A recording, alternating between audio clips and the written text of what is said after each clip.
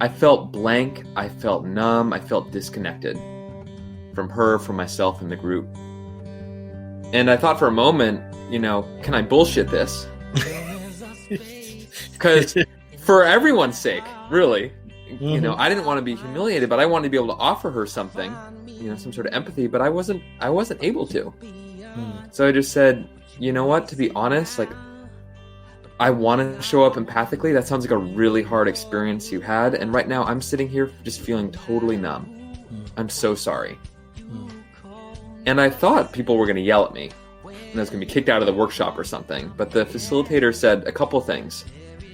He said, wow, in my whole time leading these workshops, a white person's never been honest like that.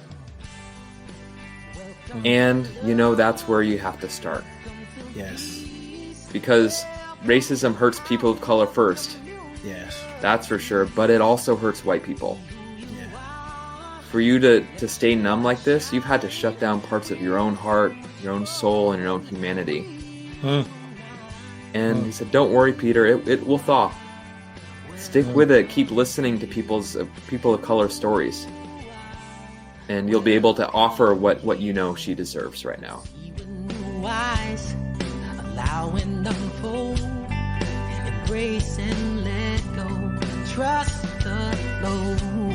There's a freedom in love when you follow your heart. Together we are stronger than we could ever be apart. Let's just breathe in this moment. John Stringer welcomed us to this place of transformation where life gets to represent itself as us. And in this moment, it is a new moment. It is a new moment to recalibrate, to remember, to realize, and be restored and renewed. So we just surrender to this moment, knowing that everything is working together for our good, no matter what it looks like. We bless the technology as well while we at it. And we hold the vision, knowing that everything is supporting this moment because it has no choice but to support this moment because God is the only thing happening. The divine is moving through each and every one of us, and we're just here to co-create and create a new reality. So for this, and from that place in consciousness, I welcome you. Good morning, good afternoon, good evening, good night, and good day to you wherever you are in the world, whatever you're doing, whatever you're feeling. If you're not feeling good, I am calling forth the best in you. And if you can't do it, just lean on me. I got you. Thank you for tuning in. Thank you for listening and giving yourself permission to be transformed. Kwali's in the house. Nice to see you, my dear sister. Arlen, I hope I'm pronouncing the name right. And then Sherry. Hey, Sherry. I'm jacking that up too.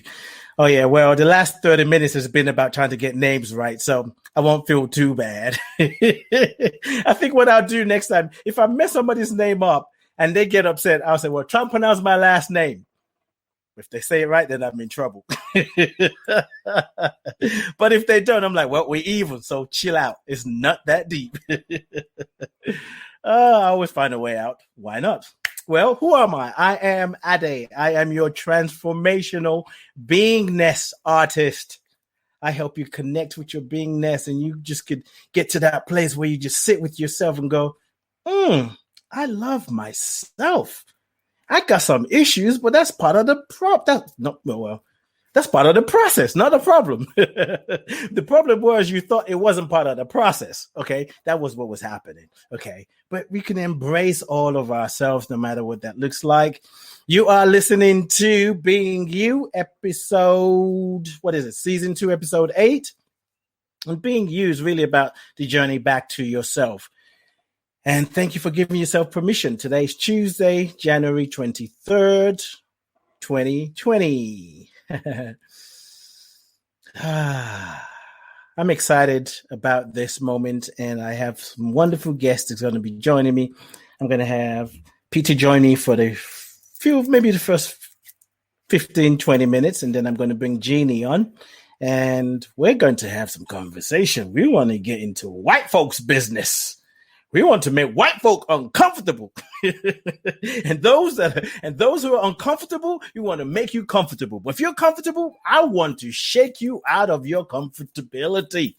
There is no more comfort in your comfort zone. It's time to wake the flip up.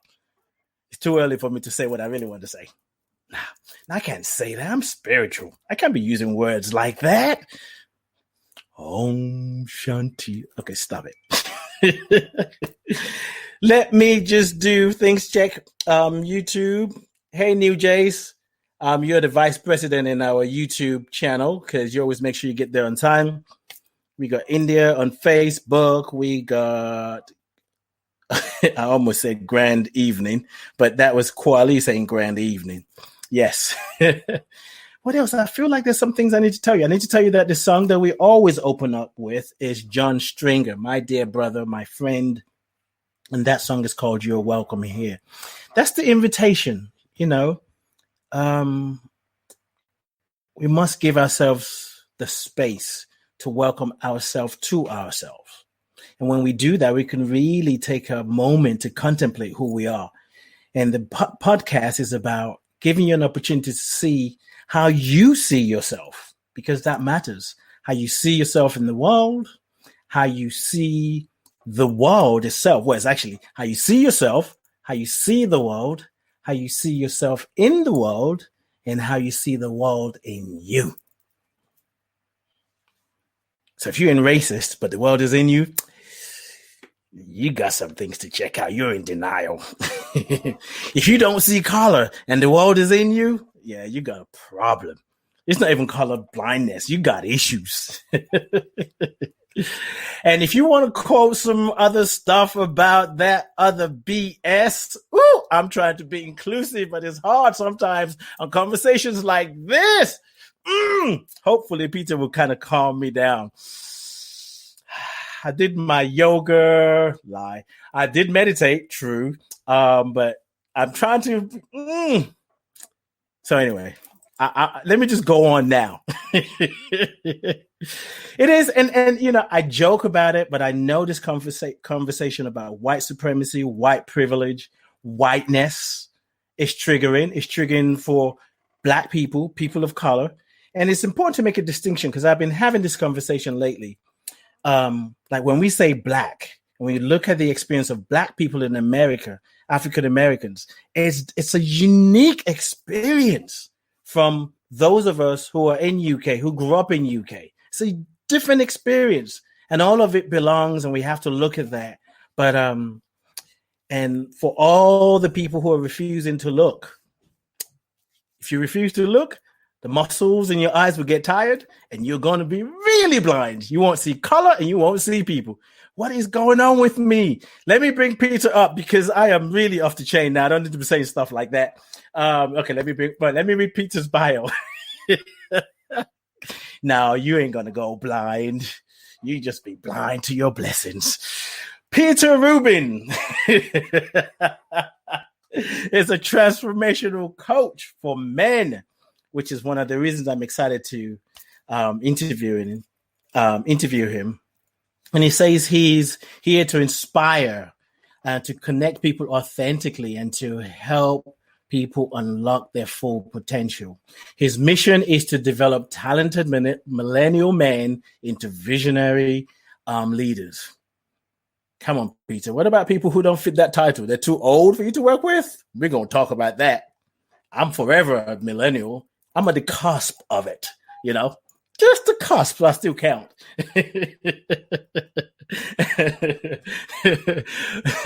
Oh my God, what is going on with me? Nothing. I'm just being me. And if you can't handle it, that's your issues. He said he helps clients design their lives and rewire their belief system.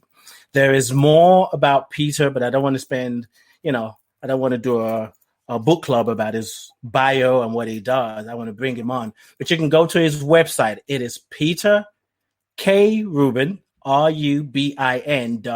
Peter K. Rubin.com. My brother, how are you? Oh, wait a minute. Let's try that again. There we go. There we go. Good morning. Oh, wait. This would help, wouldn't it? Okay. if you want to I'm hear. going to try and if you get any echo, let me know. Feedback or anything. Okay. And India, let me know. So Otherwise, I use. All right. Ade, thank you so so far, much. So good. Thank you for rescuing me. I have this mix of discomfort because we're talking about white fragility and white privilege, and I've been laughing the whole time. So thank you for having me here. Well, that's usually the method to my madness. I'll make people laugh and drop a little bit of truth in their mouth. They're like, ooh, I do have some of that in me. Because sometimes it goes down better that way. You said what? It goes down better that way. It's like Nigerian Mary Poppins.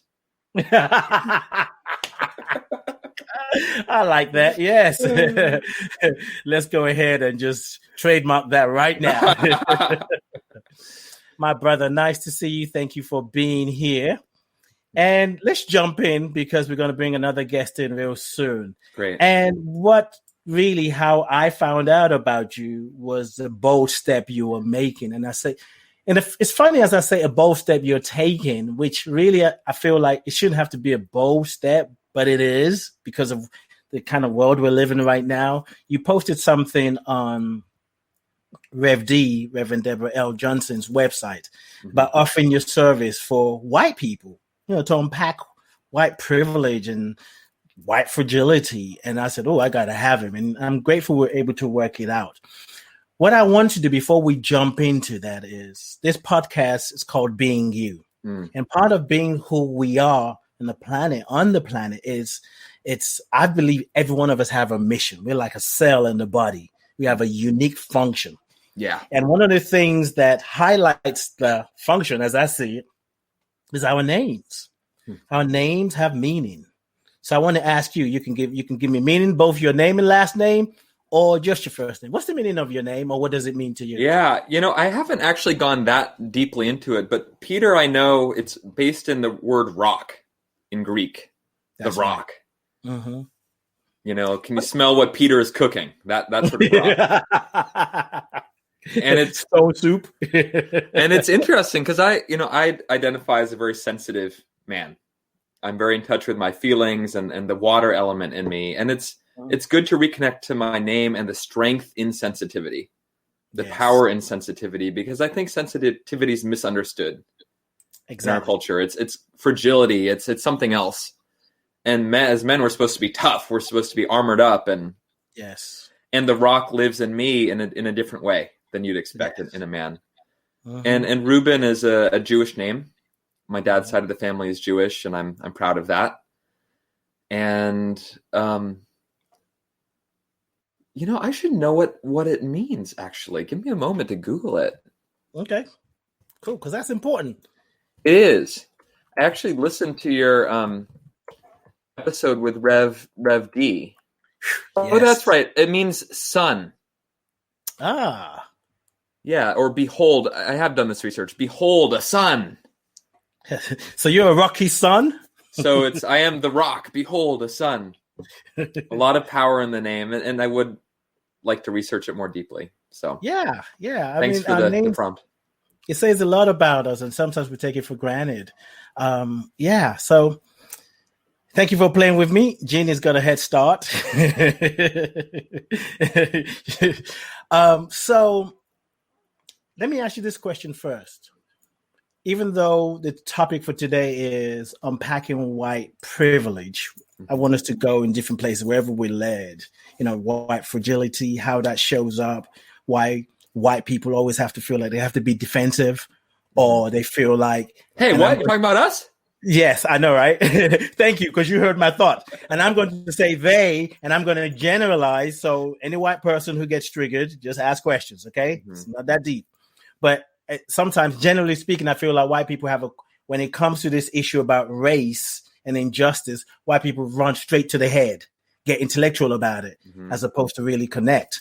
And I want to talk about a piece that you posted on Facebook called something about getting, what is, I have it here, but I could easily just ask numbness, you, right? The numbness in our white hearts. The numbness in our white hearts. Yes. When I saw that, I was like, ooh, you're speaking my language. So for you, how do you define white privilege? What does it look like to you? What does it mean to you? Yeah. and I don't know if this is my definition of what I've heard, is privilege being the advantages that we've received that are unearned. You know, we won the birth lottery. You know, I was lucky enough to be born to two. I actually won a lot of different lotteries. Two loving parents. I think that's a piece of privilege that we don't talk about enough. Exactly. Exactly. I grew up in Berkeley, you know, a radical and safe town. And my parents are both really educated. They're lawyers. They do good work in the world. And we're white. And I had, you know, I've never been without enough money in my life. So all of that is, I didn't earn it. Wait. Slow that down, because we need to talk about that part. Woo! I felt you. See, how long do we have? I hope a couple days, because there's a lot to unpack here.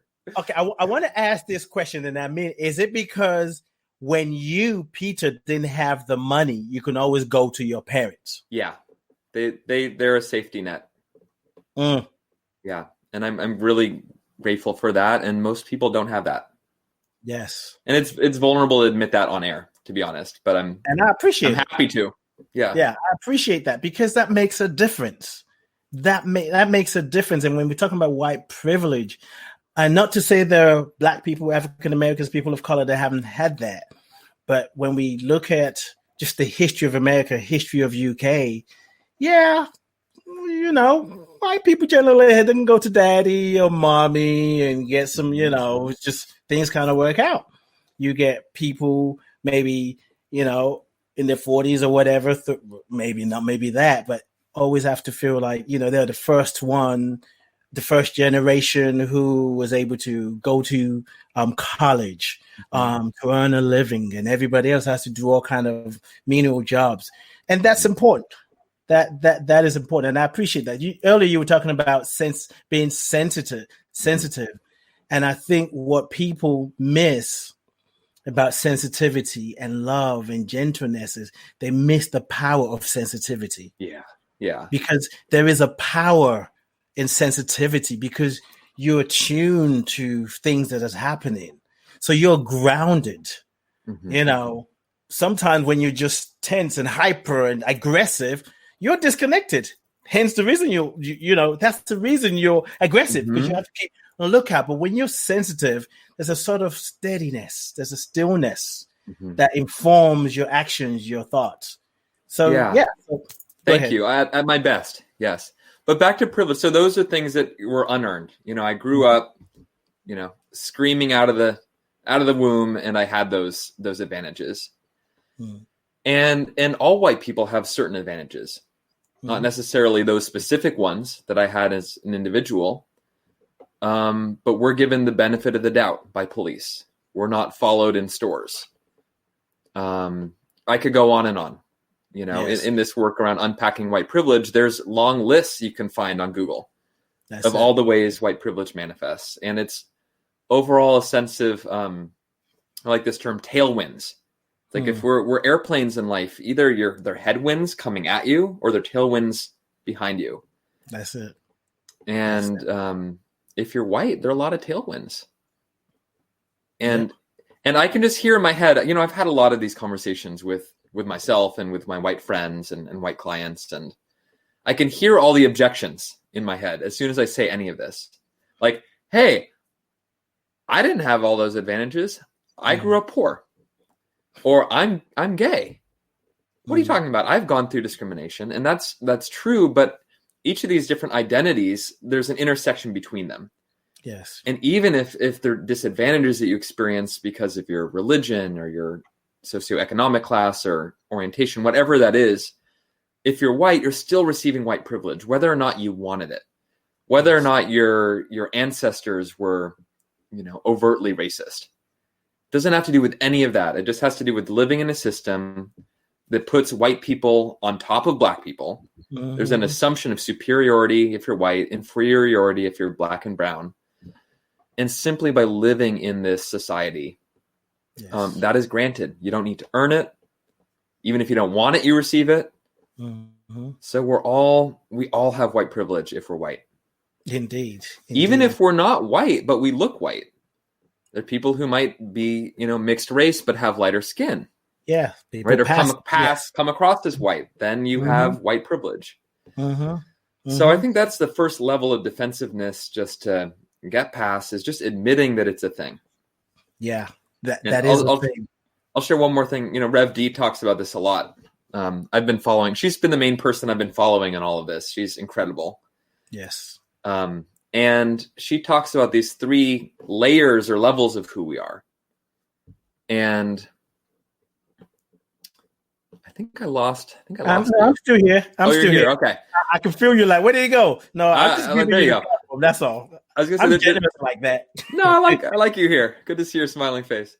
So there are 3 levels. One is humanity. We're all human. We are all one. That unity is real.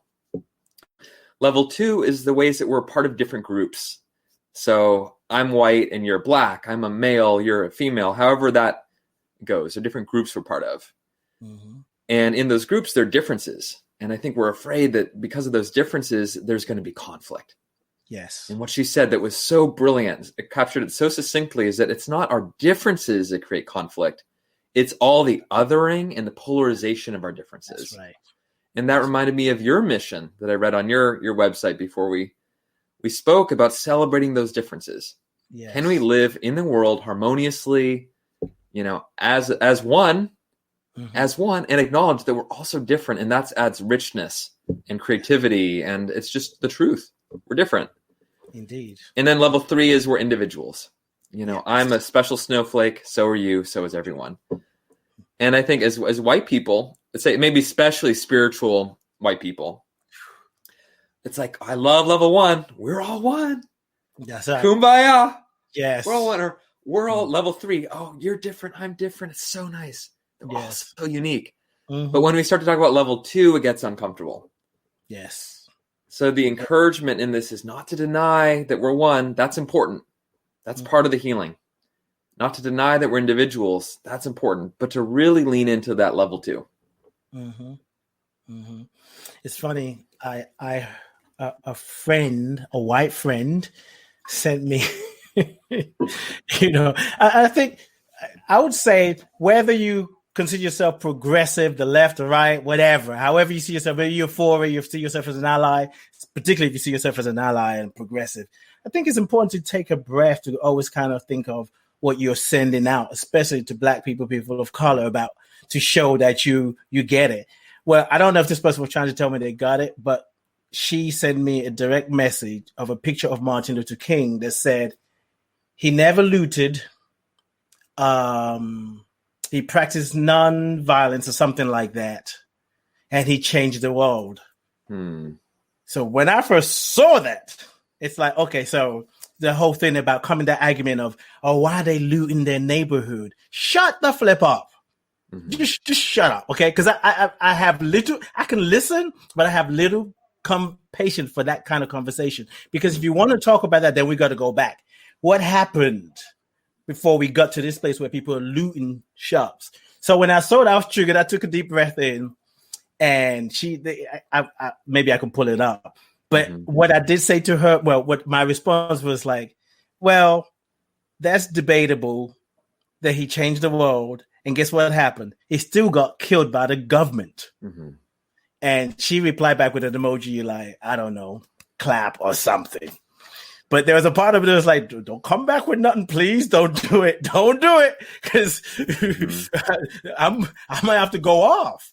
And it's like sometimes we even want to romanticize the leaders who fought for the humanity, civil rights, human rights that were mistreated back then. I stumbled upon a documentary film, I think it was last night, about the Black Panthers. I was actually trying to just stay away from the computer and just watch something that's going to be a distraction. And then I saw that. I'm like, I'm going to watch that. I shouldn't have. Well, it was very educational, because to see how the FBI infiltrated the Black Panther, how they demonized them, made them into terrorists. And they were there for the family. They're supporting Black people because they weren't getting the support. And anytime Black people gather together making a difference, they become a threat to the government. Mm-hmm. So they had to take out Martin Luther King. They had to take out Malcolm X. Mm-hmm. Any black organization that gathers together, they make up all stories about them. And for white people, I really don't just watch documentaries like 13, but also go and watch the stories of the Black Panther, of what FBI really did. So. Yeah, and it's happening now. You know, you hear Yes. people saying, "Oh, we've made so much progress." Look at Donald Trump talk about Antifa. Yes. Same exact paradigm. And, you know, when your white friend, I get it. You know, I get why your white friend said that. It's violence is scary. So it's saying you should be a safe black man. Look at this role model of nonviolence. Mm-hmm. You know, I would be more comfortable if you protested in this way. Yes. And, you know, I talked with a white friend the other day who's Texan, which is always interesting. And I said, so what comes up, you know, for you around this whole conversation around race? It took a lot to get to even that point in the conversation, to even bring it up. And he says, I'm just really angry at all the looters. I just don't agree with all the violence. And that's not the way to make things better. And a skill that I've developed over the years is talking to other white people. You know, when I first got into social justice, I was hard on my white friends. Right? I was really... Well, you know, what I would like to ask white people who will talk about, I'm just not for this, or it's just peaceful. If they protest peacefully, that would be okay. First of all, Colin Kaepernick protested peacefully. They made it about the flag, about their ancestors and father, which had nothing to do with the anthem or the flags. Okay. But was this friend that you were talking to, was he as outraged about George Floyd being murdered? No. So here's the thing is he talked about looting and how outraged he was. And I listened. You know, that's part of my job as a white guy. I can listen to other white people. I said, okay. And just heard him out and then said, is that all? Is that your only reaction to all of this, is to be angry at the looters? Because if so, I think you've missed the point. Right. And then we got into a more substantive conversation about George Floyd and the other issues. But that, you know, the conservative media, that's what the focus is. He says, I watch the news and all I see is the looters. And I go, oh my God, you watch different news than me. We live in this world where algorithms are feeding us the news that our political party wants us to see. Yeah. So it took a while, but we got deeper into it. And it's not our place as white people to say how change should happen. I don't think any of us know. And I think especially as white people, it's not up to us. You know, and this revolution, I think this revolution is going to take many forms. I think we do know. That's why people come up with that counter. Because if you don't have something in you saying, while people are highlighting Black Lives Matter, and you quickly go to All Lives Matter, there's something you say, well, no, we can't let that happen. We can't let that happen, because if we stop paying attention to Black people, then they're going to be equal. They're going to be seen as human like us. They're going to have the same privilege. If you can justify your own whatever by saying, well, I just don't agree with them looting, but you don't have as much passion as another man, another human being being lynched and murdered, that's because you know there is something else. So we find something that's convenient. It keeps us in our little box. It keeps us in that place where we don't want to change. And you talked about the algorithms. We all have algorithms in our own mind. So we find the things that's going to support what we want to believe. And if I'm not suffering, if I'm not in pain, I can't deal with other people's pain. Or even if I'm in pain, I can't deal with other people. I know it's horrible, but I can't. You know, I'm kind of happy. My family is doing good. I wish I can do anything about it, but I can't. Oh, yes, you can. And I think there are many ways that we hide. And yeah, I want to ask you this question. Can I say one thing about that before we move on? There are a couple things going on. One is hiding because it's uncomfortable to see it. Yes. Because our hearts aren't big enough to hold other communities. Or that's the sort of the tribalism, right? I can only care about myself and my family, right? Because there's security in that. I think there's also the fear of Black violence, and there's a monopoly on violence given to the police, given to the military. And there's a fear that if Black people are allowed to be violent, they take revenge on white people. I think that's coming from the guilt and the shame. After what, and I don't think this is conscious for many of us, but I have this somewhere in me. It's like, after what we did for 400 years, running a slave trade, and then various more sneaky versions of that with Jim Crow and beyond, we deserve to be, we deserve retribution. I'm afraid of retribution. And what I've been hearing is this line, you're lucky that we want equality and not revenge.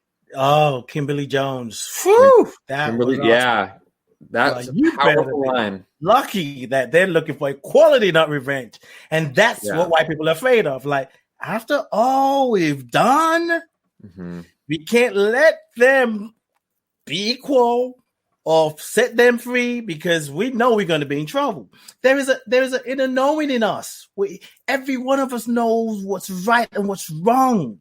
And we come up with stats sometimes. And I'm going to bring Jennie on in a minute. But I want to go to this because I think to shift, to bring about change, we must be willing to go to the heart. And when I say go to the heart, it's like we must be willing to be vulnerable. And I'm saying that because I know that's where change happens. It doesn't happen in the head. Yeah, it doesn't happen. There's got to be an integration anyway. But you wrote a post, and as I was saying earlier, and I just love what you call it, the numbness in our white hearts. And can you tell that story? Because that was such a powerful story, and the things that you had to say. And I feel like sometimes white people are afraid to go to that place. They're afraid to go to the heart and tell the truth. Yeah. Yeah. So this was an experience I had in 2015 in a diversity workshop called Unpacking. It was Unlearning Racism. And it was at Stir Fry Seminars with one of my mentors, Le Moon Wah. And I was sitting in this room, and this is on Sunday. So we're towards the end of the weekend. And there was a Black woman sharing her story of being discriminated against at work. And she was in anguish. And I was sitting there, and the facilitator called on me and said, Peter, could you offer a reflection? And here I was put on the spot to try to offer some sort of empathy or reflection. And when I tried, I was just so numb and so scared. I felt just my heart was this tight knot. And I saw that she was upset, and I wanted to empathize with her, but I wasn't authentically feeling anything. I felt blank. I felt numb. I felt disconnected from her, from myself, and the group. And I thought for a moment, can I bullshit this? Because for everyone's sake, really, I didn't want to be humiliated, but I wanted to be able to offer her something, some sort of empathy, but I wasn't able to. So I just said, you know what, to be honest, like, I want to show up empathically. That sounds like a really hard experience you had. And right now I'm sitting here just feeling totally numb. I'm so sorry. And I thought people were going to yell at me and I was going to be kicked out of the workshop or something. But the facilitator said a couple things. He said, wow, in my whole time leading these workshops, a white person's never been honest like that. And, that's where you have to start. Yes. Because racism hurts people of color first. Yes. That's for sure. But it also hurts white people. Yeah. For you to stay numb like this, you've had to shut down parts of your own heart, your own soul, and your own humanity. And he said, don't worry, Peter, it will thaw. Stick with it. Keep listening to people of color stories. And you'll be able to offer what she deserves right now. So I sat in that, and that's when I made the commitment to do that work. I said, next time it comes to me and I'm on the spot to show up for a person of color and connect heart to heart, I want my heart to be there. For them and for me. And that's what led me to take his 2-year-long training a week or two later. Yes. That wasn't in my realm of something I'd ever do. Training to be a diversity facilitator, for me, that weekend was a stretch. Wow. And there's something coming out of that and realizing that racism isn't people of color's problem, isn't for people of color to fix. And it's not just my responsibility, but it's my liberation as well.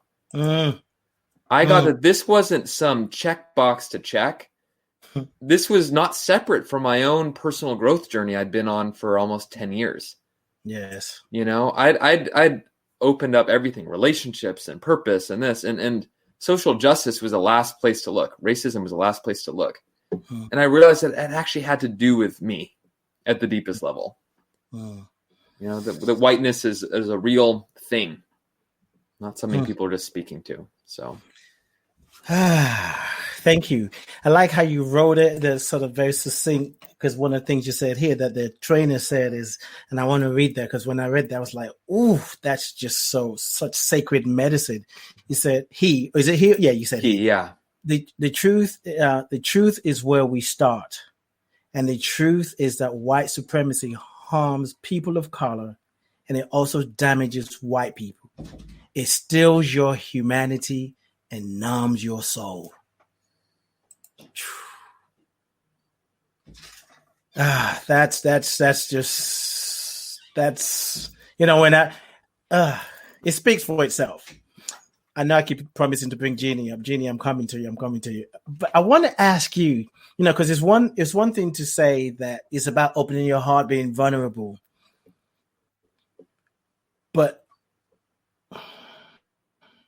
what was the catalyst for you to want to live from a place of integration, from your head and your heart? What happened for you to take that step and be able to speak that truth in a moment where you realize my heart is closed?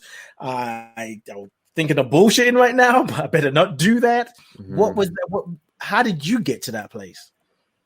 You know, that's a longer story. That was 10 years into this sort of journey, but I really want to credit a mentor I had in college. His name is Julian Gorodsky. And I was an undergraduate student, or as a grad student when I met him, undergrad, as I was in my senior year.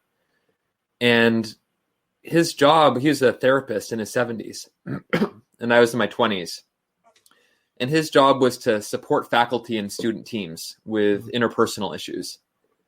And when I met him, it was like an emotionally attuned father figure that I hadn't had before. And he showed me that sensitivity is strength. He gave me that model for what it's like to be a man who's sensitive and fierce and live from his own heart. I'd never met anyone like that before. And that was in 2008. So since then, it woke something up in me. It woke something in my soul, something in my makeup. And at that point, it just had a mind of its own. Whatever part of me that got woken up, it just started taking the lead. And I learned that when I'm honest, when I'm vulnerable, it feeds me, it feeds people around me. Yes. And I don't know any other way to live. So usually I just say what's true, and then I go, oh shit, what did I just say? and then live with that. And that got me in trouble in the corporate world. I was unfiltered, and that got me in trouble. And that's part of why I left the corporate world to be a coach. Because finally I could speak my truth and be unfiltered and vulnerable. And people appreciated it instead of trying to shut it down. Yeah. The world needs heart-centered troublemakers. That's right. The world needs it, or we're doomed. I mean, because this tree of white supremacy, there's an oak tree that's been growing for years, hundreds and hundreds of years. The fertilizer is, you got to be, if you're a white male, you know, you got property. So the process you experienced was to bring you to, I'm a white male, but I can be sensitive as well. Sensitivity doesn't feed the white supremacy tree. So, and then when we have heart-centered troublemakers, we start to put different kind of fertilizer around this tree, you know, so part of the branches will start falling off. And I keep saying this, one of the branches of the white supremacy tree is police brutality. It's not the only thing. It's just one aspect of it.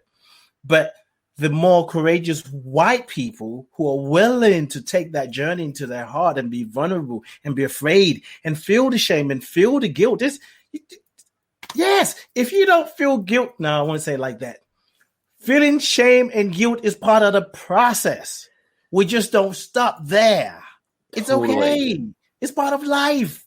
We're going to feel, if it's not about white privilege, it's going to be about maybe things we didn't do or that we didn't do for our partners or our children. Or what guilt and shame is just part of the process. So get over yourself. I feel bad. Okay, great. There are people who've been feeling bad for all their lives. Okay. Yeah. Now, next, what are we going to do about it? Yeah. So, thank you for saying that, because I think there's a few reactions. Either, as white people, we want to push it away. Oh, I don't want to feel shame and guilt. In which case, we're pushing away a lot. Mm-hmm. Right? We're pushing away anything difficult. Mm-hmm. Or we stew in it and we dwell in it. Oh, no, I'm stuck in my shame and guilt. I think of it as an off-gassing. It's like a toxic off-gassing of our purpose. Yeah. Right? Yeah. So when we're on our purpose, we're going to feel shame and guilt because it's uncomfortable. And the question is, can we feel all the way through it, feel into, that we're bigger than it? Yes. And then what action do we need to take to alchemize it into more energy, into more love and more purpose? Yes. So feeling a small amount of guilt and shame every day is probably a good thing. Probably means we're on track. Yes, exactly. I would say our feelings, our emotion is a messenger of truth. It lets us know what's happening. But when we try to bypass, as Cindy said, spiritual bypass. Yeah, it's like, wait. And to be human, being human is to feel. It's not just to be in our head. I don't want to say think, but, just kind of caught up in the head and not dropping down to the heart. Yeah. Well, what I want to do is bring in my other guest I keep threatening to bring on. Do it. And it's a dear sister friend of mine, someone who I love so much. I love her heart, the work she's doing. And, she has an organization called Drawchange. And this was birthed out of the idea of, how she sought refuge in art. And I want to read something about her here. She said, as a child, I sought refuge in art. It was my outlet, a way to cope with life stresses of growing up as a first-generation American in Jersey City, New Jersey, a community littered with drugs and alcohol violence, drug and gang violence. The artistic creation process gave me a healthy outlet to express life struggles that I could not understand at the time. I had to act differently when out in public and learn how to survive and blend in as a daughter of an immigrant. And that's, people who don't want to see on the other side of that is people who maybe have to suppress their own humanity in order to blend for their own safety. So, ladies and gentlemen, boys and girls, psychic and skeptics, which I didn't do with Peter because I forgot I was all up somewhere else. Help me welcome my dear sister friend, Jennie. How are you doing, Jennie? Good. How are you? I'm backing up because I'm way too big. Let me try this. Let me see. Let's do this. So I want to make this.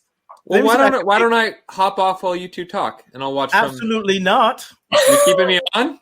You stay right where you are. Okay. We're gonna sandwich you, white man. And all right. Get you go deal with your forward to listening. I've been talking for a while. All this pain. Thank you for having me. I'm excited and a little anxious about this conversation. Mm-hmm. Well, good. That's and that's the thing. As I said earlier, it's this uncomfortability is part of the healing process, isn't it? Right? It's like if we don't feel that, it's hard to get our own attention. Like, why do I feel this way? And something in us is always telling us when we feel uncomfortable. Anyway, before I go ahead of myself, Jennie Lobato. We've been playing with names earlier. As I was saying earlier, I don't know if you heard with my podcast, it's about being you, recognizing who you are, recognizing your own soul signature. And for me, names are part of that expression of who we are.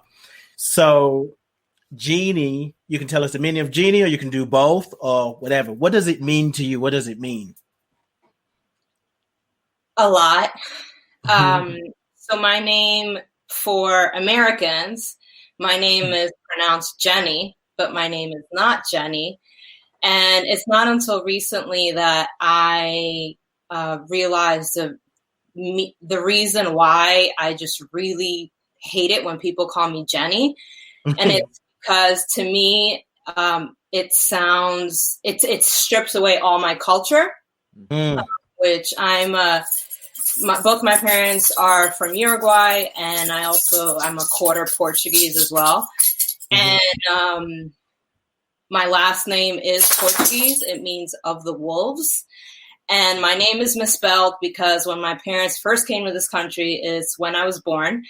And my mom did not know English. So she asked my 10-year-old brother, what do you want her name to be? And my brother said Jeannie. And my mom wrote Jeannie in Spanish. And now for the rest of my life, I'm dealing with this Jennie Jeannie situation where I understand, Americans will call me Jennie, and I get it.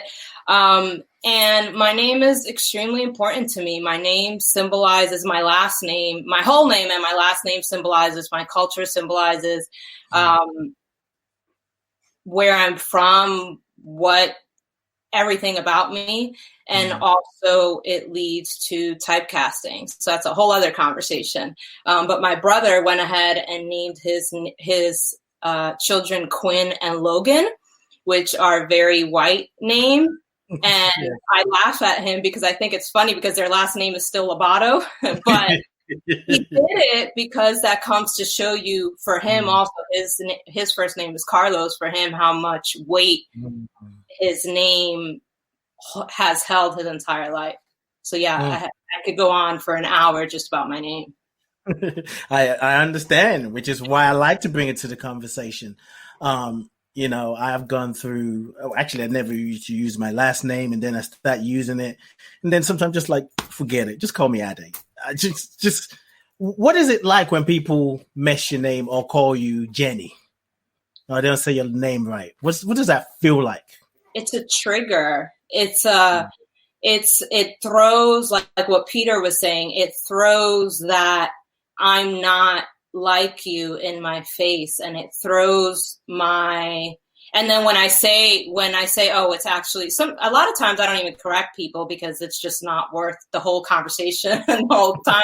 But I sometimes get rebuttals like, no, it's Jennie. And I'm like, okay, and it's very, I think disrespectful, very dishonoring, very much like, I don't care. It's just a name. And for me, it just holds a ton of weight, and a name that I'm proud of. And I considered changing the spelling just to make Americans say it correctly. And I'm not going to do that. I know that's right. Oh, I love that. I'm not going to do that. Oh, I felt the energy in there. You're like, no. But it's funny because it's one of those things that could be called microaggression, but has a major impact about how we are seen in the world, and affects where we belong, and people often miss. This conversation about white privilege, what are your thoughts on it?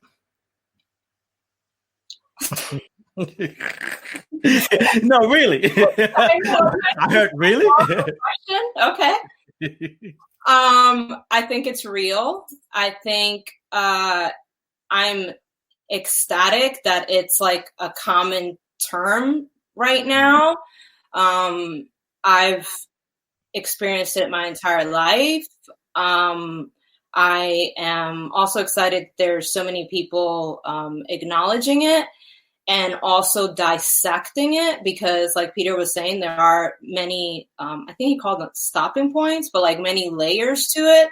And I think that it's just so real. It's so real. It's, in what I've experienced everywhere that I've lived in the States is that people look at me and they're like, you're not Black, but then again, you're not white. Oh, you must be Mexican.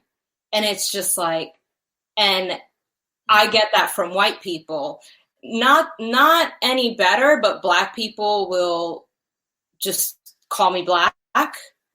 So I don't know. I could say so much about it.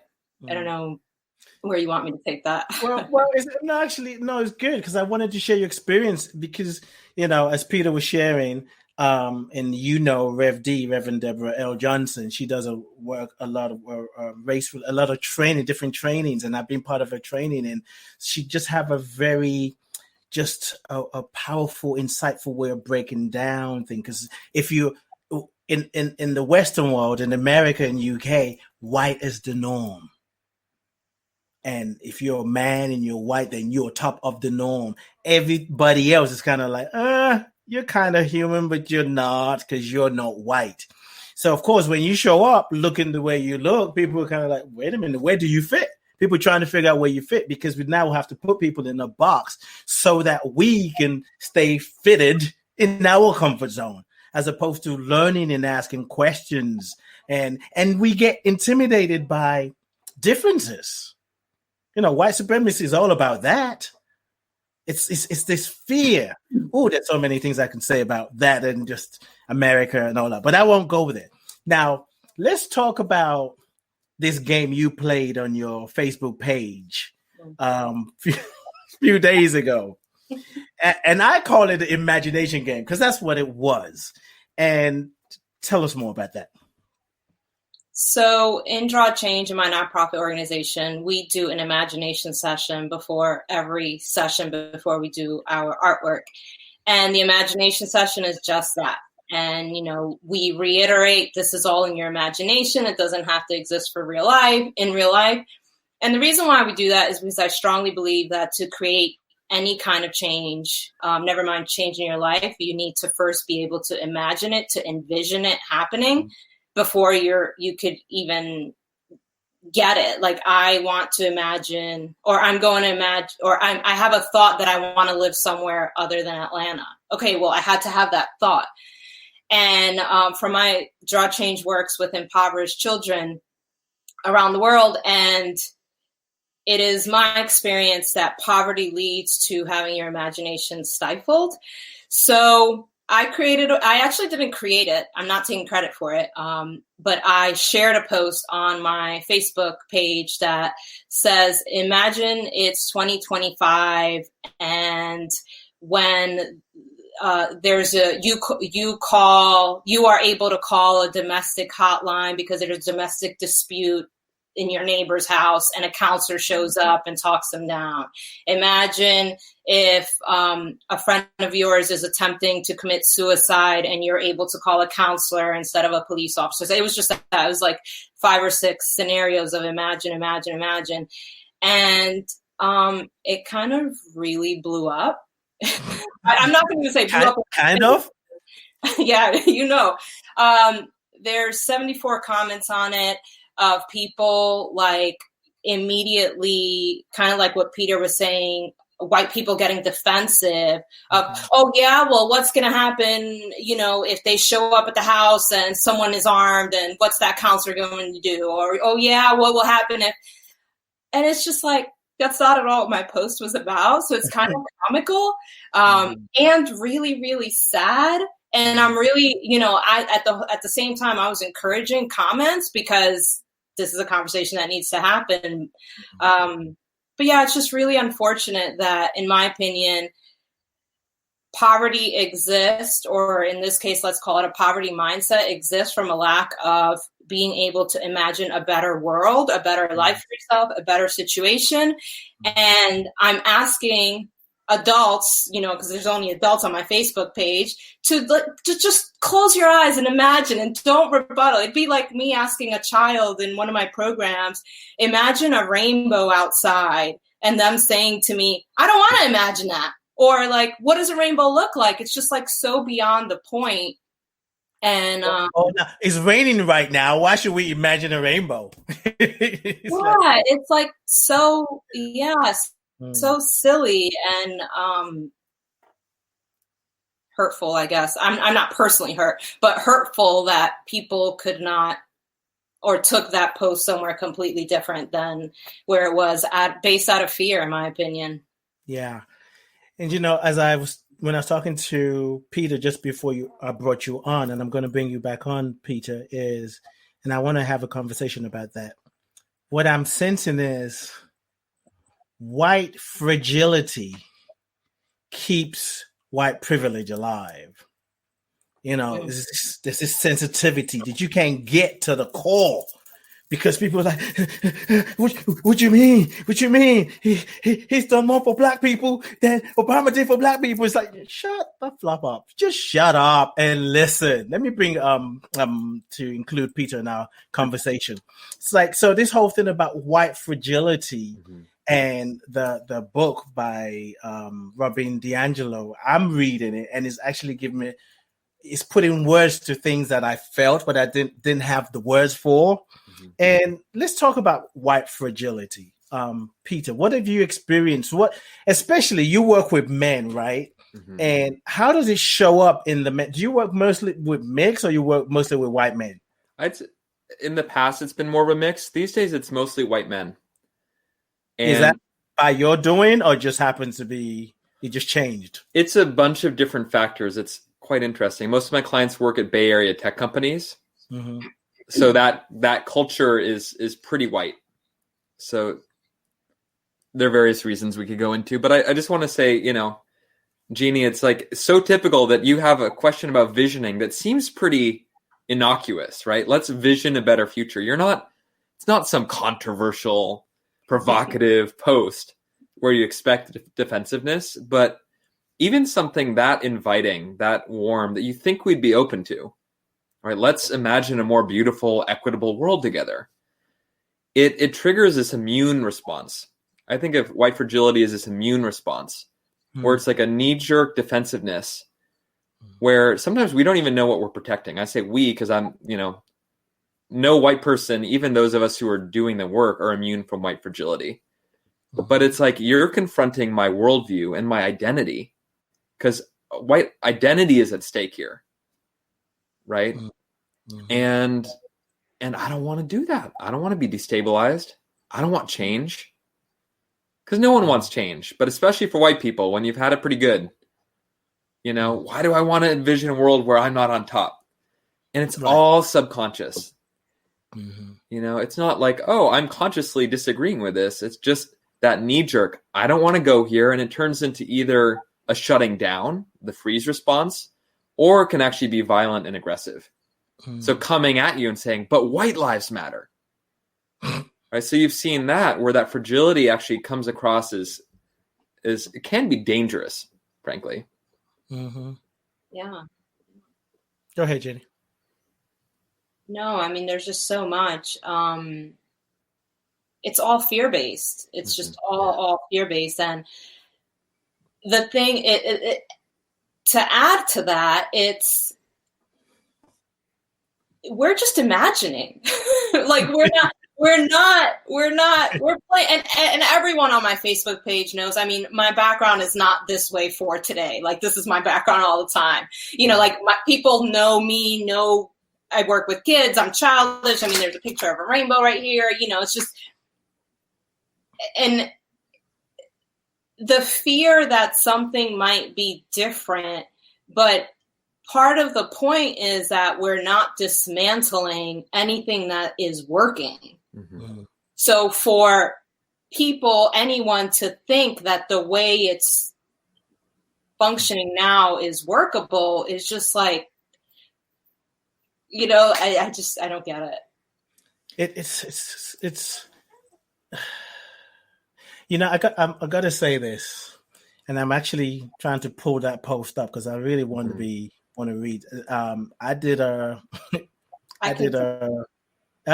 I can send it to you on here privately because I have it up.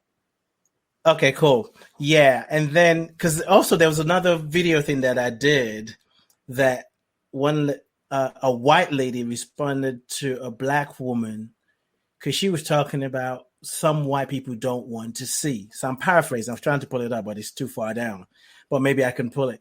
And and I'm really curious to hear your point. You be the white people representative. And yes, you don't speak for all white people. And anybody else who's saying, I'm trying to make him speak for all white people, you can go sit down somewhere, because ain't nobody got time for that. Ain't nobody got time for that. I do appreciate the disclaimer, though. Thank you. So I think I found it. Okay, so it's I really want to understand this because that's why I'm actually pulling it up. So so here's oh Jesus. I still get triggered by this kind of foolishness. So somebody mentioned a black woman said, if you see, then you're obligated to act. And most white people don't know what to do, so they refuse to see. The first comment this woman made, a white woman, on this video was, she called a person out. She said, racist remark. Whites can see. Prayers to you, racist, and living in the past. Victim mentality. Good God.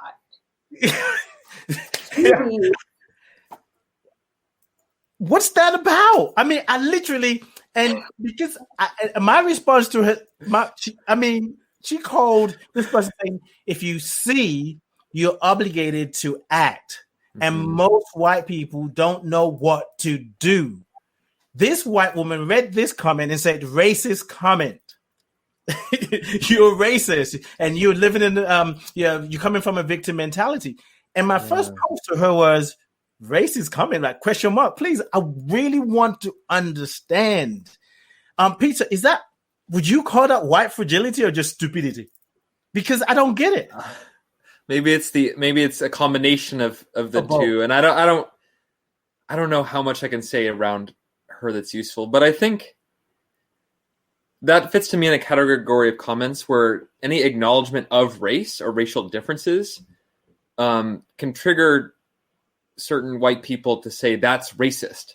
Mm-hmm. Why are we talking about race? To talk about race is making it worse. Mm-hmm.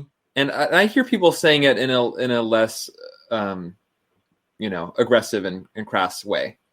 Mm. But it's more like, how are we going to fix the problem if we're not acknowledging it for what it is? Yeah. Right? We all want a world without racism. But the way to do that is not to put our head in the sand or to ignore it. It's to acknowledge the problem that's there. Mm-hmm. It's like if you go to the doctor and you have a gaping wound, the approach isn't to be like, oh, most of your body looks healthy. Right. No, acknowledge what's not working here. Right. So that's one aspect of what I'm hearing. Also, I'm looking at, I guess these are in a private chat, but these are beautiful, these imaginings of the future. I thought so. And I also just think imagination can be really triggering for people. Right? Say more about that. I think in general, humans are resistant to change. Even those of us who are change makers and want to create change. Mm-hmm. So anything like this is a very powerful sort of invitation out of the status quo. We talked about emotion being powerful rather than just living in the head. And story is very powerful. Mm-hmm. We're mythological creatures. We live on myth. So Jeannie, what you're sharing is a new mythology, a new cultural script that we could be living into. And I think it takes a certain centeredness or balance to feel comfortable enough in one's own skin, let's say as a white person, to entertain a new imagining and imagine that it could be positive instead of a threat.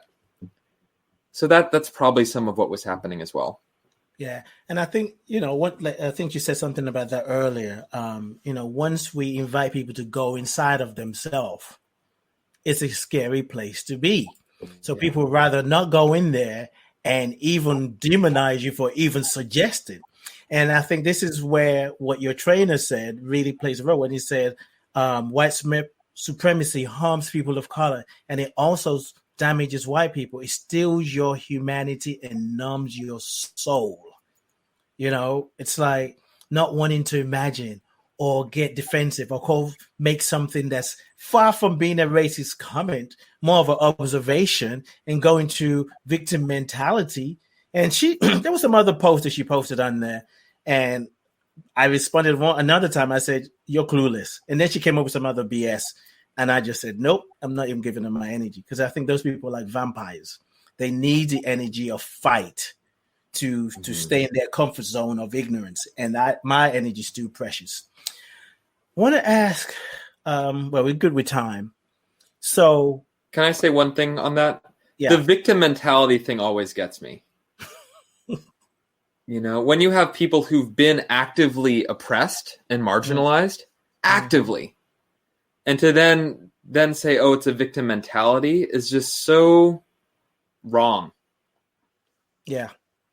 It's the narrative of even saying black people are lazy when their ancestors were brought over here to work for nothing. And you put them through hell.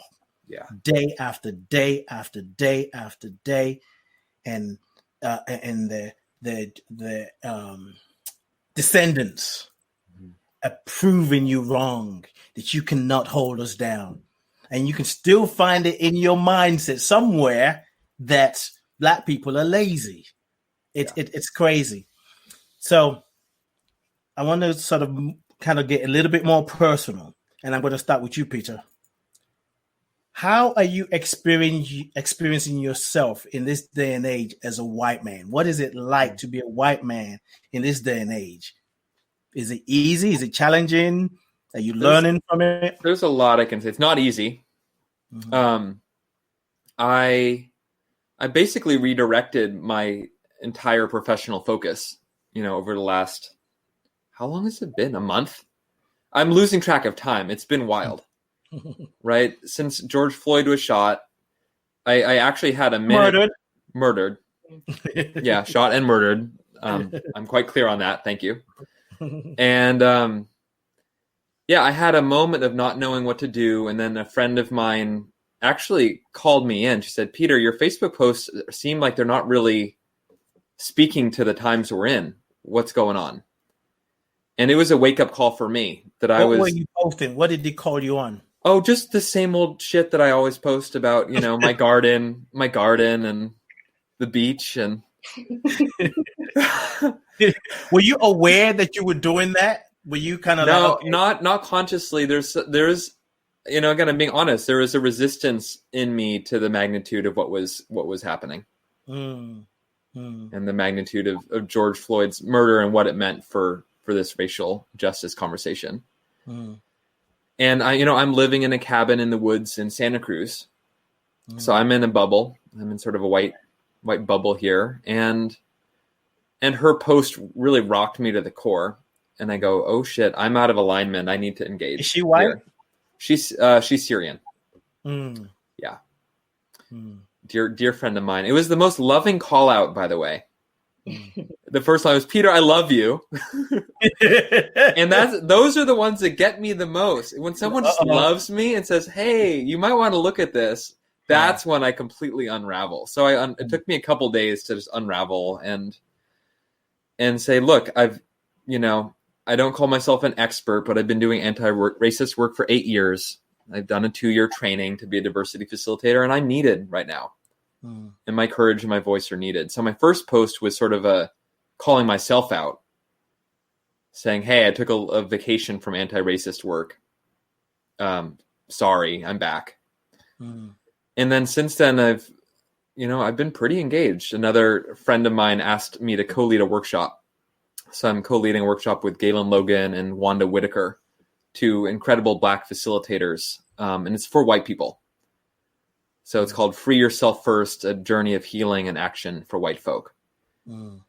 And Galen called me up. We've been friends for 5 years and collaborated before. And I was just such a yes. Whenever he has an idea, I'm like, yeah, let's do it. So that's been my main focus is working with them to develop this curriculum and this program for white people. So that's been my journey. I want to come back to something, and I'm going to go to Jennie as well. But I want to come back to something that I think is important, and I would like to hear your process there. And Jennie, and I would even be, as I'm asking you both to kind of be personal, I got to be personal because I want to ask you a question, and I'm thinking, do I refer to Jennie? I've known you so many years now. Do I refer to you as like, how do you experience the world as a Black woman? I'm like, no, she probably does this. Or maybe people, personal color. And I'm going through this in my head as I'm trying to come to you to ask, how do you experience yourself in the world? And I wasn't sure if I should refer to you as Black or personal color. So that's my transparency while I'm having you guys share your deep stuff. Where do you see how do you identify? I guess let me start with that. And whatever you say, how are you experiencing yourself in the world as the identity that you're holding? I identify as human. Yep. Okay, I'm gonna take a break. We'll be right back. I'm just like, I identify as a Uruguayan American. I was born and raised in the United States, but my blood is through and through Uruguayan. Like I mentioned, with some Portuguese thrown in there. So that's what I identify with. When I have to check a box for anything here in America, I check Latin American. Technically, I'm not Latin American. I'm South American. And it's just the whole thing with that. When a Latin box does not exist, I put the most outrageous thing like Eskimo or Alaskan or like Eskimo. I get so like that. If you scroll through my Facebook, you'll see every single. I mention it every single time. Like, why doesn't it exist? And how have I been dealing with it? And not just how you're dealing with it, how are you navigating life with all the tension and the protests and the changes that's happening, people speaking up? How are you navigating all of that? For the first few months, I was mostly worried about the children that I work with and how they were dealing with it all, being that they're, 99.99% Black and homeless, or the children that we work with overseas are all impoverished and are prejudiced against just because of that. So they're all minorities. And I was really concerned with that and helping explaining to them as much as possible throughout the whole COVID thing, explaining to them what was going on and how they can continue to do this amazing artwork to escape from their reality and process everything that was going on and let them know they're not forgotten, all that. So I was focused on that, and I still am. However, because of the nature of COVID, I just my hands are tied right now. So how I've been dealing with it lately is I have been more public, front-facing about what I feel, because I feel that people, like I mentioned, don't see me as Black, don't see me as white. And so therefore I don't have as much of an experience of racism as other people might. And I don't know. I'm not going to say I do or don't, but I am going to say that I've experienced racism my whole life. And I have lately been, I don't know. I mean, just speaking up about it in the sense of always from the perspective of Drawchange and what Drawchange has been doing for the past 11 years to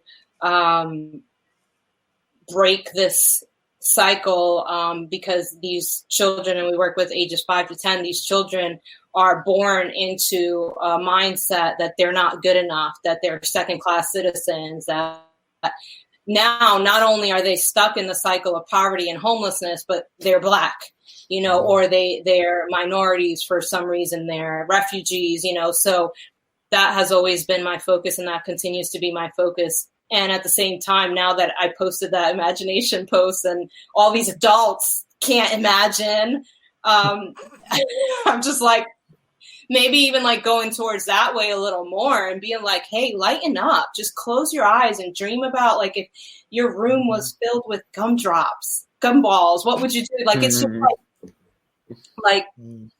it's not that difficult. It's not that difficult to just take yourself somewhere else through your imagination, and from that will come a lot of other places you can take yourself, like imagining if I can call a grief counselor instead of a cop to come help. A cop's just going to take me to jail, whereas a grief counselor can once and for all end this cycle that I have of wanting to harm myself. Yeah. I'm going to go back to Peter, but I guess that's the next question that I have for you, Jenna. We can kind of do that towards the end of the show. So I want to go back to something you said earlier, Peter, about how you've been doing anti-racist work for about 8 years. And when George Floyd was murdered and lynched, that it was, I don't know if that's when you stopped, but you'd stop kind of like more focus on that anti-racist work. Did it happen because you thought, okay, I need to pull away to kind of get myself together? Or because where I'm trying to go is I'm trying to understand the process that you have been doing the work for like 8 years. And then here's a incident that happened that highlight the work that you're doing.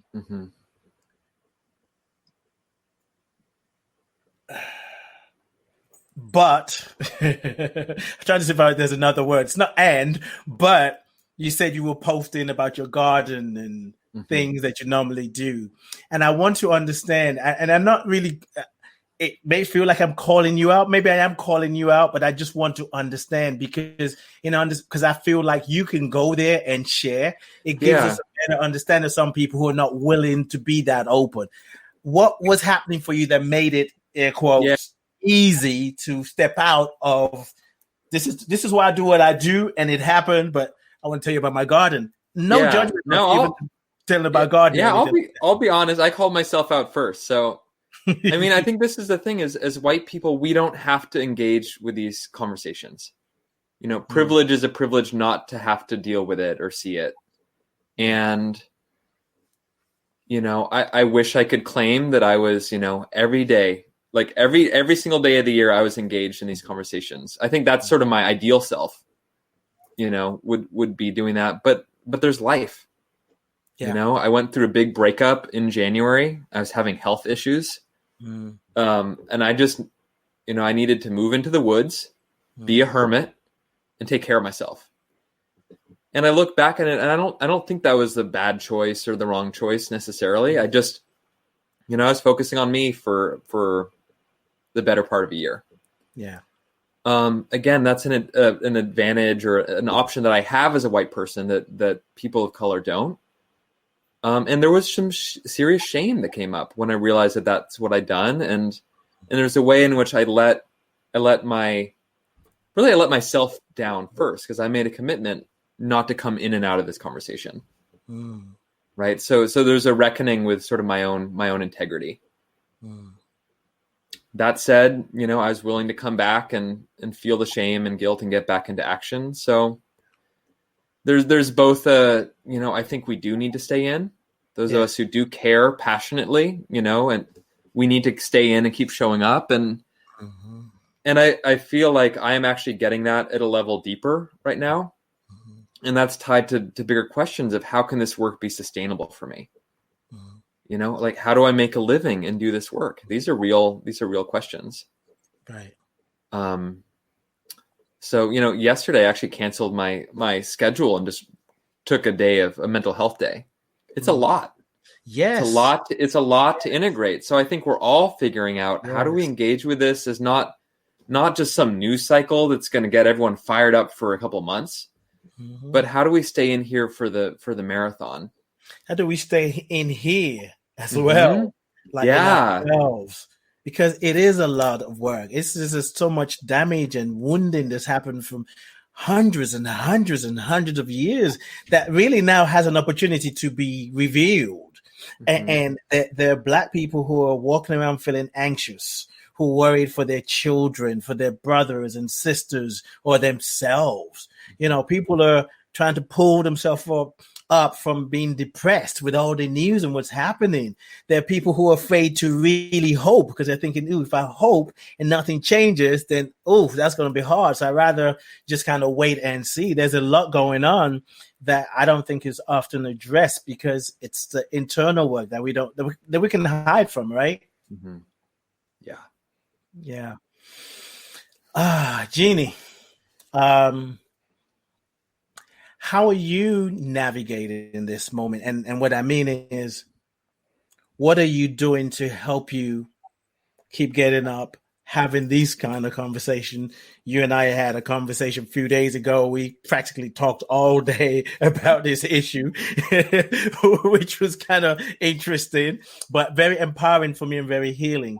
What do you do on a day-to-day basis to kind of help you stay centered and grounded? I appreciate the question. Not enough.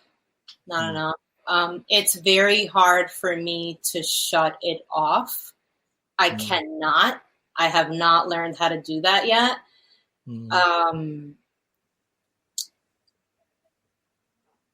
I have a lot going on in my personal life with a move and things like that. And that on top of all of this, it's just like I have not figured out how to shut it off because poverty does not end. And those children are still stuck in the homeless shelters.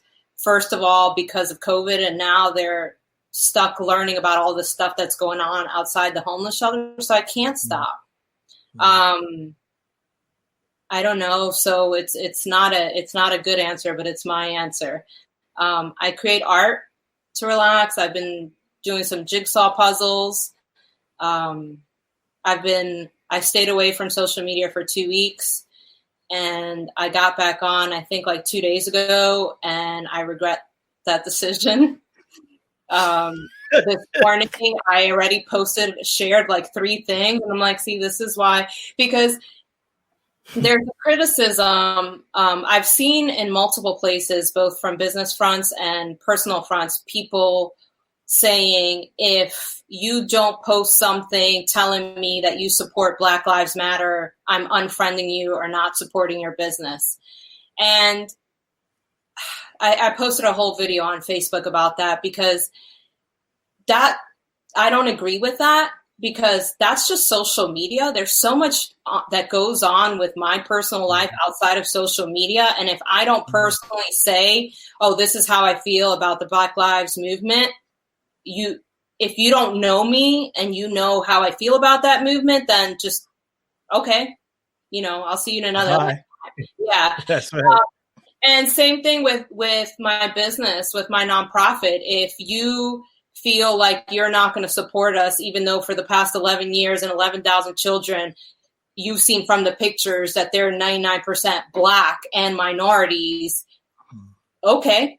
And if you're going to donate to Drawchange out of pity, I don't want that. I posted a video about that too. Drawchange doesn't want your donation. So it's just, I don't know. I kind of went that way with it, but. No, it's fine.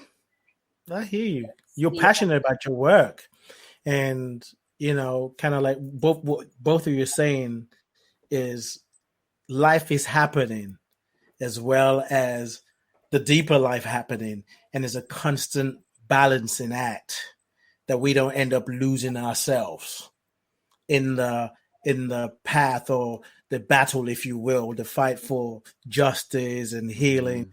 You got we don't always find a balance.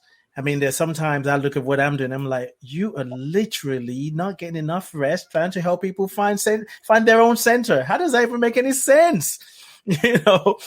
Sometimes before my show, I'm running up the stairs trying to get things ready so I can come here and sound calm. It's like, dude, this doesn't make any sense. Just stop. And then welcome to this. Thank you for tuning into the Ade Show. It's like, don't stop. And so it's a constant dance. And I think we have to find our own balance, the awareness. I want to ask this question. I'm trying to bring it to an end, but I really want to ask you this, Peter, since you're here. You said right now you're working mostly with white men, and I know you're offering your service to have a conversation with white people, but especially the white men. Are they and you're doing it for free? So are they taking you up on your offer, or you getting excuses, or it's just crickets? I'm having some conversations, less than I thought, but I've had probably a half dozen of these, and they've been really rich conversations. So my intention in offering that was both, to out of my own curiosity and to take the load off of people of color, to sort of educate white people. I said, look, I should be the one here talking with white people who are struggling with this stuff. And the mostly guys who've signed up have been really genuine. I had a conversation the other day with a guy who comes on and is like, okay, what should I do? My response is like, nothing right now. You are stressed.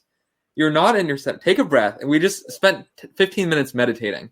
I said, what? Like, just let go. It's okay. Feel what you feel. And he's feeling guilt and shame and overwhelm. And the image that came to mind is he had this like atlas, this huge globe. He was trying to carry the weight of the world himself. And he was crushed under it. Yikes. And he said, do me a favor and just let it go. Let the ball go. Trust me, we'll get to actions. But for now, let it go. Yes. And he breathed this huge sigh of relief, and you could feel you see some color returning to his face. And he color, no pun intended. No color, yeah. A little bit. He was a little bit less I didn't miss that. like a ghost. And by the end of it, he said, oh, okay. And he felt like his normal self. I think sometimes white people get so stressed, especially white people, who care, who want to do something. And he seemed more like his creative self. And then in the last 5 minutes of our conversation, I say, okay, now what are 5 things you can do? And he had some brilliant ideas around art making, community gathering, some introspective work he wanted to do. So that's why this workshop that I'm co-leading is called Free Yourself First. We really need to take care of ourselves. Yes. I think this idea of being the good white person coming from this place of stress and should just doesn't help anyone. Like you don't just want our robotic actions. Like white people have gifts too, right? And like you want our full engagement. You want our hearts. You want our gifts to be engaged in this conversation. Yes. And I also want to say something you said, Jeannie. It's like as a woman from Uruguay, you're sort of missed in this. I think this turns into black and white. The way we polarize everything, left and right, red and blue, rather than seeing that there are a lot of dimensions. There's not 2 viewpoints. We all have our own viewpoints. We all have our own belief systems to bring to it. Yeah. So more of that, that's the multicultural or the multiplicity of this. It's not simple. Yeah. You talked about the guy saying, what should I do? Sometimes action is a distraction, because sometimes what we need to do is to come back to ourselves and get honest about what we feel and feel what we feel. Because if we can do, then we don't feel what's going on here. So that's why I appreciate you taking him into himself. And from that place, because if you know what to do, if you're thinking it up, then it may not be what's needed. We got to make room for it to rise up. Like what is needed? What is called for here? Maybe it could be just go on a 3-day, 6-day silent retreat. That's what you're doing for humanity, because there's so many things that we do to avoid feeling, to avoid being, and then to be very impactful. The other thing I want to ask you before I jump to Jennie is What'd you call me? Jeannie. Okay. There was a mixture there of the two. Go ahead. Well, I heard it too. Way to call him on it. I think I heard it, and I was like, "What did I just say?" And they said, "What you just called me?" I was like, "Oh shit!" Read it, say the wrong thing. Well, pronounce my last name. No, don't do that. That's my ego self. Don't do it. Don't do it. Don't even listen to me. But no, I want to ask you, Peter. You said you've been receiving less than you thought. Do you have any idea of why more men, more white people, white men or white people reaching out to you? I don't know. It could be an algorithm thing. Okay. I'm just I don't know. Right. It could be as simple as that. But my guess is it's terribly uncomfortable. Right. Men are on many levels. Men are conditioned to not reach out for support. First of all, sure. So to ask someone, "Hey, you don't even know me. Come talk to me get support about the most vulnerable thing we could talk about these days." That's a tall order. So for someone to see that offer and then click the link and schedule the time, I think, it's a big leap. But I also sent it to my mailing list, and I would expect more people to to take it. Maybe I'm scary. I don't know. I don't think I'm super scary. Well, yeah, I mean, I don't think anybody outside of us is as scary as our own thoughts. Yeah. And what I would want to say to pass on to your people is whether you feel like shit, feel like this is too much to carry, I can't do this, or maybe, police officers who are saying we feel picked on. Mm-hmm. I think a reference point is a lot of Black people, African Americans, has been feeling this for all their lives. Mm. And they have to keep moving forward. So when I hear the police are feeling picked on, they're feeling demoralized, I get it. I have compassion. I understand. As someone whose heritage is Nigerian, if there's news for a whole month about what's happening in Nigeria or why Nigerians or whatever the case may be, yeah, I'm going to feel like they're picking on me. And it gives me a perspective to look at it from a different perspective, to have a different perspective for other people. Like, if you're a police officer and you're feeling picked on, well, there are Black people who's been feeling this for 30, 40, 50 years, 70 years. Mm-hmm. Not seen, picked on, demonized, oppressed, made to feel smaller than small. Mm-hmm. Jennie, if your young people that you're working with in these homeless shelters, if they had a collective statement, sentence, or something that they want to share with our world of racism, a world of how we treat people that we think are less than, who are living in a homeless shelter, who are homeless, what do you think they would say? I've actually asked them that question several times, and we have an art project specifically based around that. And we've gotten things like, I wish racism didn't exist. I wish there were no more viruses in the world. No more what? No more viruses like COVID.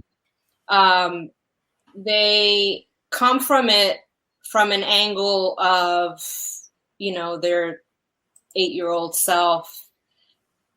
I just wish this didn't exist. Like that's just where they are. And they completely feel like they are a part. They are the victim in it all. They feel that way because for them to say that, I just don't want this to exist. I wish for world peace. They say that all the time. I wish that everybody got along, and they'll draw like a white hand and a black hand holding. They are extremely present to what's going on in the world and just wish they could wish it away. Yes. I want to read this quote, especially for the work that you both are doing. Can I ask you something, Jennie?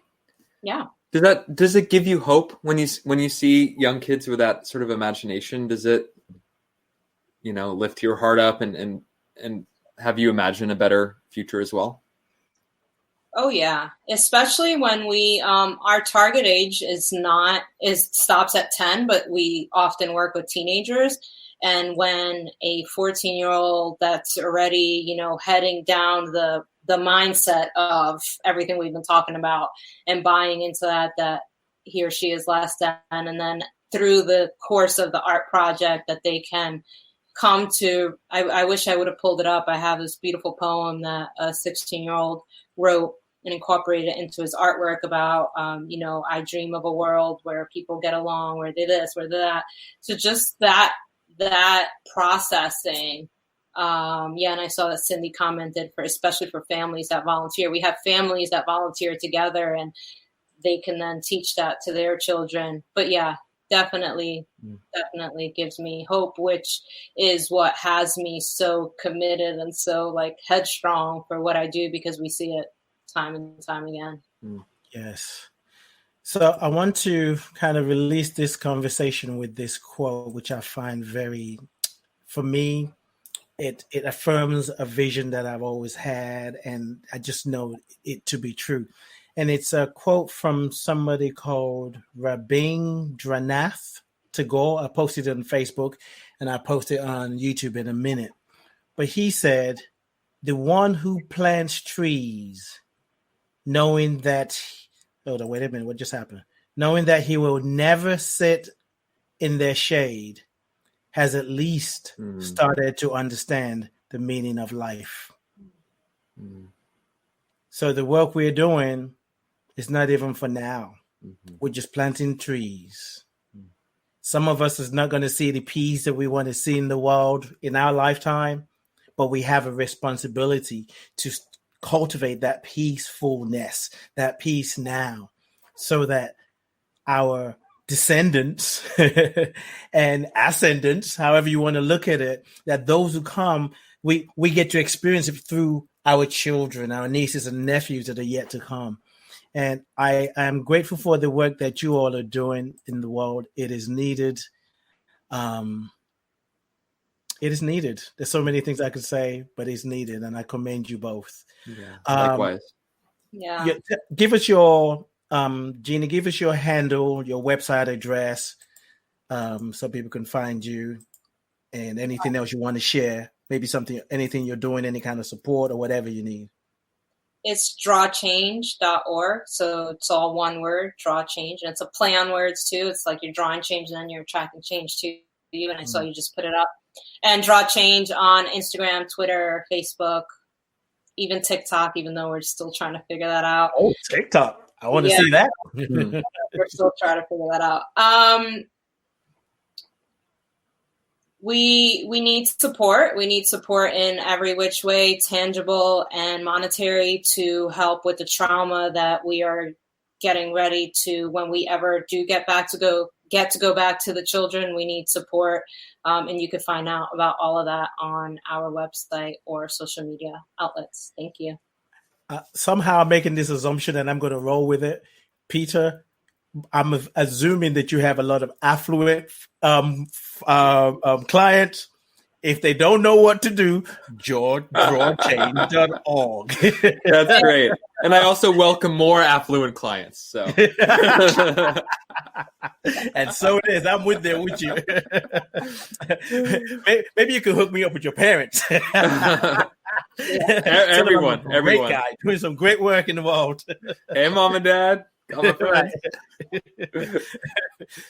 Okay, let me stop. My mind is going places. I'm not doing it. I am not saying that. Okay, give me your website, handles, anything else you want to share with our listeners. I'll share one thing. We shared my website earlier, but I'm really excited about this workshop series. It's actually a different URL. It's going to be at racialhealing.net. Okay. You can pop that in there. It's not up yet, but it's a workshop called Free Yourself First, a journey of healing and action for white folk. It's starting August 8th with Galen Logan and Wanda Whitaker. And this is going to be amazing. It's a deep dive journey about the history, the present, and the future of race and reconciliation. And over half our profits are going to Village Connect, which is Galen's agency, supports the Black community in San Leandro. Yeah. So it's good work. You know, if you're watching this and you're white, come check it out. It'll be live soon, or message me and we can chat one-on-one. And if you want 30 minutes of my time to unpack your white privilege, that offer still stands. So what are your handles on social media? Twitter, Instagram, TikTok? Yeah, they're there. PK Rubin on Facebook. I'm not really on Instagram and LinkedIn so much, so Facebook's the place. So if they want to get a little TikTok bit, is way beyond me. Yeah, I see other people do it. I haven't even gone to look at the site yet. It's like, no, I can't. I just Instagram, Facebook. Yeah, I could do with that. That's so enough. if they want a drop or two of vitamin P, they can come find you, huh? That's right. That's my alter ego. I'm so grateful for both of you. Thank you for sharing yourself, your stories, and the work you do. I truly appreciate you both. Yeah, thank you both. This is a good time. Yes. An hour and 40 minutes just flew by. I know, right? I'm like trying to wrap it up. I'm looking at time. I'm like, come on, man, wrap it up. People got things to do. But I got them here now. You said what, Jennie? No, I just said keep up the good work. Yeah. No. Thank you. Love you both. All right. Love you too. Bye. Bye. Thank you. Bye-bye.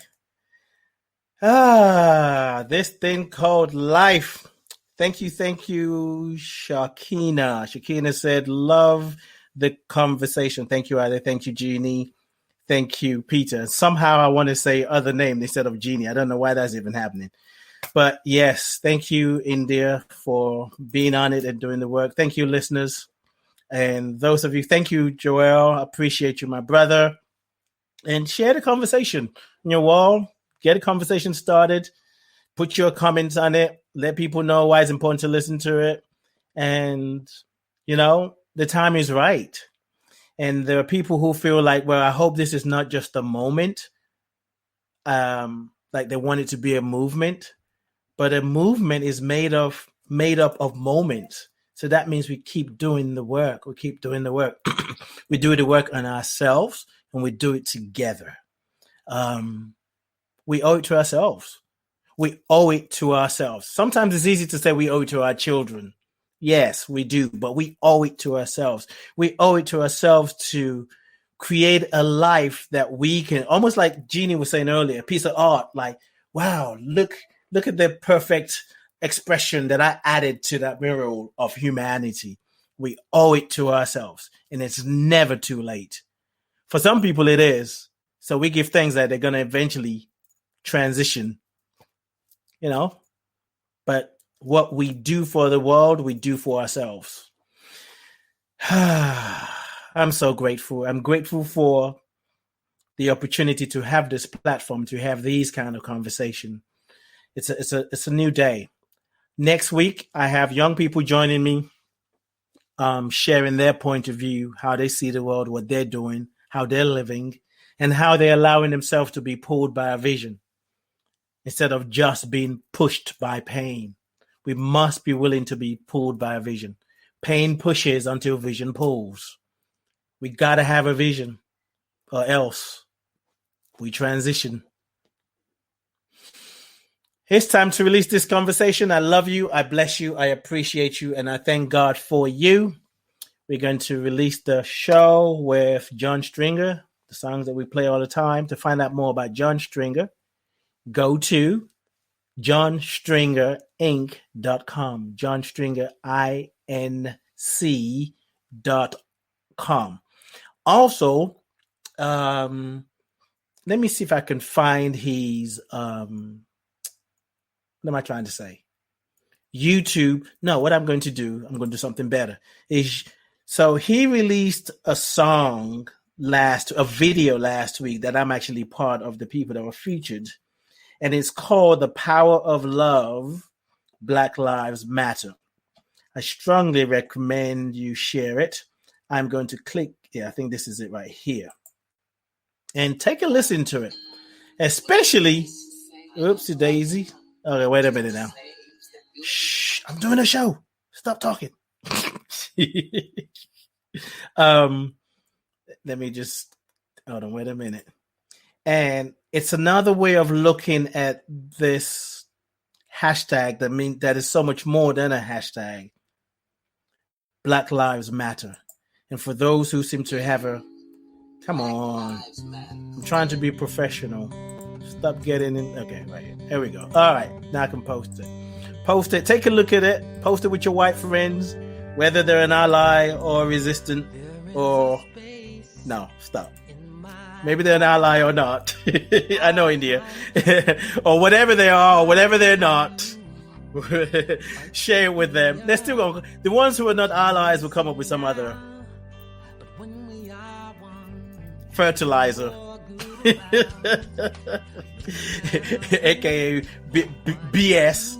Okay, so I'll post it in there. But anyway, we're going to post it on Facebook as well. I think that one came from YouTube. I love you. I bless you. I appreciate you. And I thank God for you. We're in this together. And we are truly, truly born for such a time as this. This is John Stringer. You are welcome here. You're welcome to be all of you. No apologies. Let your light shine. Peace and blessings.